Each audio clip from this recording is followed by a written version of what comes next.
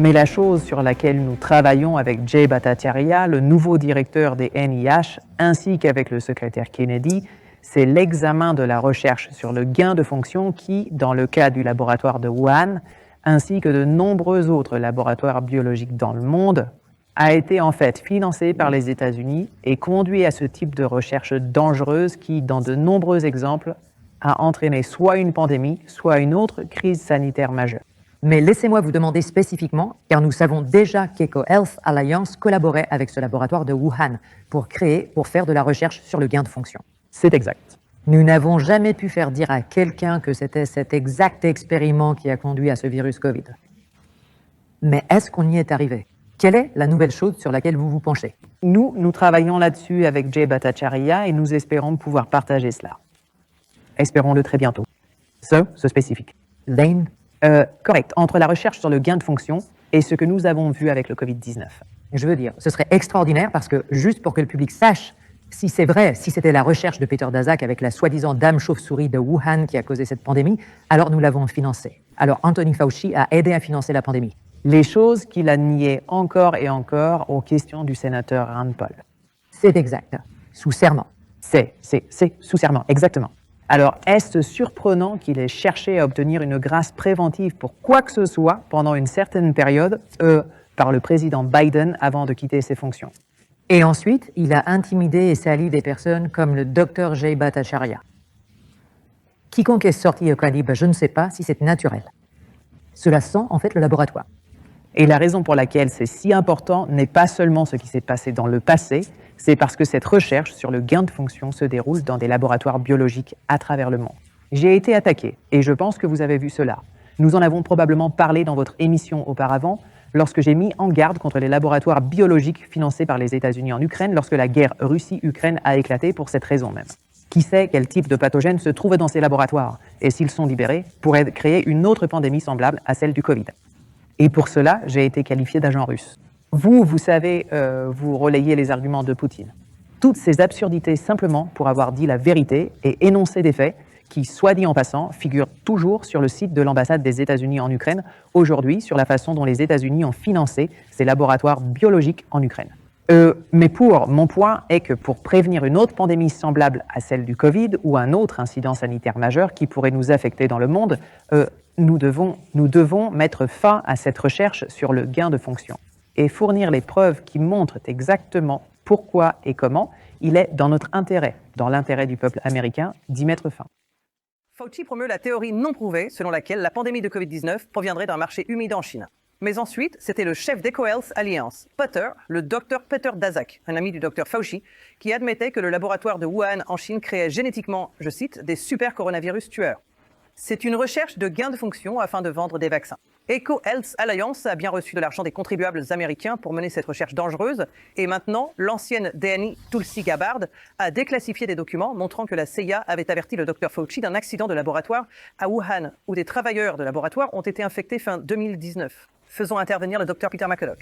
Docteur, que pensez-vous de ce qu'ils disent à ce sujet? Les documents montrent qu'un responsable gouvernemental sous Joe Biden a déclaré avoir vu cette vidéo de Daszak parlant d'insérer des protéines de pointe dans des virus pour en faire des supervirus, plus infectieux pour se lier aux cellules humaines. Quel est votre avis? Fauci, quand il parlait du laboratoire humide, il mentait effrontément. Il savait depuis le début que le SARS-CoV-2 avait été créé à l'Institut de virologie de Wuhan et son influence était énorme au sein de la communauté du renseignement et de la communauté académique. Je traduis tous ces documents grâce à mon logiciel, ce logiciel de traduction qui nous est bien utile, financé par tous ceux qui s'abonnent à mon club, parce que c'était le but de la création de ces membres, c'était de financer ce logiciel de traduction, puisque ces différentes vidéos que je vous propose ne sont pas traduites en français. Et pour des raisons pédagogiques évidentes, je veux qu'elles soient traduites en français. C'est pour ça que j'ai fait l'effort de financer cet outil de traduction et vous pouvez en bénéficier grâce à tous ceux qui payent tous les mois 1,99 €, dont une partie me revient, une partie va à YouTube. Et c'est vrai que cet argent m'aide à financer un outil bien utile pour la pédagogie que nous devons faire, nous, en France, puisque aucun média, vous entendez bien, aucun média, même CNews, ne parle de ces affaires. Et ce n'est pas rien ce qu'on est en train de révéler aux États-Unis. Ce sont des véritables bombes, et là, je n'exagère pas. Vous savez, la dame que vous avez vue, parce qu'évidemment, personne n'est au courant. Alors, cette dame, eh bien, elle s'appelle, je vais retrouver son nom, elle s'appelle Tulsi Gabbard. Tulsi, T-U-L-S-I, plus loin, Gabbard. Alors, je ne sais pas comment ça se prononce en anglais, G-A-B-B-A-R-D. Elle occupait le poste de directrice du renseignement national au sein de la seconde administration Trump. Et là, elle vient de démissionner pour des raisons familiales, enfin c'est ce qu'elle prétend, parce que son mari est atteint d'un cancer aux os. Et donc, poste très important, directrice du renseignement national. Je ne sais pas si vous voyez, c'est pas n'importe qui parle là, c'est pas une petite complotiste qui est sur YouTube. Hein, c'est un membre des renseignements généraux, du renseignement national, pardon, et qui révèle exactement ce que certains complotistes avaient déjà désigné comme turpitude de la CIA, qui finançait des laboratoires en Ukraine, et c'est le même laboratoire fabriquait des armes biologiques. C'est comme ça qu'il faut voir les choses. Donc tu comprends que les Russes, ils sont intervenus en Ukraine, parce que eux, ils avaient les renseignements. Alors aujourd'hui, on ne te le dit pas en France, que toi, qui payes avec tes impôts, qui soutiens un régime ukrainien sur un territoire dans lequel on faisait des expériences biologiques, et notamment on prépare de nouvelles pandémies pour ce fameux génocide, parce on ne fabrique pas des outils et des armes biologiques comme ça pour le plaisir, c'est qu'il y a un plan derrière, t'imagines qu'il y a un plan. Et le plan, il s'est réalisé à Wuhan. Qu'est-ce qui s'est passé à Wuhan? On a diffusé, on a provoqué cette pandémie. Et il s'agit bien d'une guerre bactériologique. Il faut utiliser ces mots-là, parce que c'est en train d'être révélé par l'administration américaine, par les Américains eux-mêmes. Ils disent, oui, on a financé, sous l'administration Biden, on a financé une guerre bactériologique, et comme par hasard, en Chine. Et qu'est-ce qui s'est passé? Ça affaiblit évidemment le pouvoir et le régime chinois. On a affaibli l'économie chinoise avec cette pandémie. Et tout cela organisé par la CIA. D'ailleurs, l'Open Society de Soros n'a jamais caché son but de détruire la Chine et la Russie. Et c'est pour ça que Soros et lui-même contribuent à ce type de manœuvre. Mais là, en l'occurrence, on a la CIA qui est impliquée. Donc, d'un côté, vous avez la Chine, de l'autre, vous avez l'Ukraine, et de là-dedans, tu as des laboratoires où on fait des gains de fonction, c'est-à-dire qu'on fabrique des bombes. Les gains de fonction, c'est qu'on manipule les molécules, on manipule les virus pour qu'ils soient plus dangereux et qu'ils puissent tuer un maximum de personnes.